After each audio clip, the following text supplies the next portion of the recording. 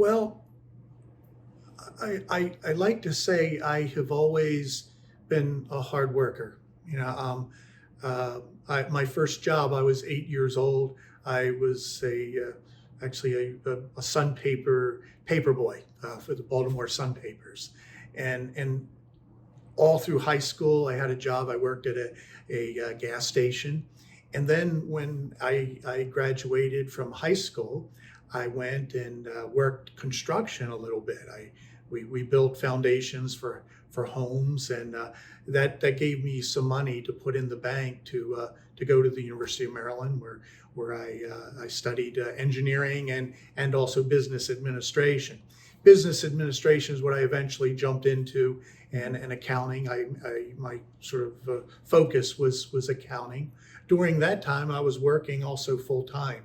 I worked for McDonald's for a bit and was a shift manager there for about a year, and then I went and worked in a furniture. Well, actually, it was Woolco department store, which was from the old F.W. Woodworth company, and it was but the larger store. I worked in the furniture department, and so became a salesman. And after that, then after I got my degree, I worked for a psychiatric partnership in their accounting their accounting department, and wonderful job. You know, I got to see the doctors who were working for the good of people, though, you know, I was on obviously the business part of that.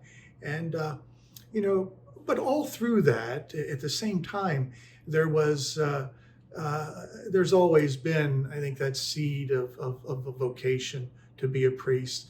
When I was a young kid, you know, in the basement playing with my brothers and sisters, we used to play mass, and I was the priest. You know, we would use bread. I'm sure it's a common thing among a lot of Catholic boys, and I when I told people that I was really considering being a priest, and what happened was I really was at a crossroads of my life. I said, do I want to go into sort of the public accounting aspect of my career? I even considered the FBI. I took their test. They put a gun in my hand, and I had never held a pistol, and was trying to figure out which way I go with it, you know. But that was all part of the testing there.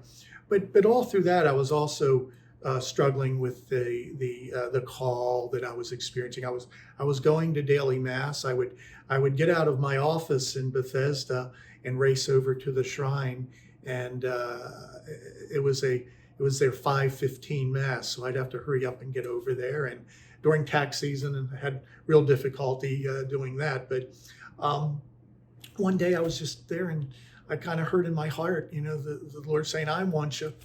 So I haven't turned back since, and I've never regretted my decision. But that's sort of how it flowed in terms of I've always had thinking maybe I want to go in this direction with a career, but the Lord was always there in the back of my heart and my mind. So.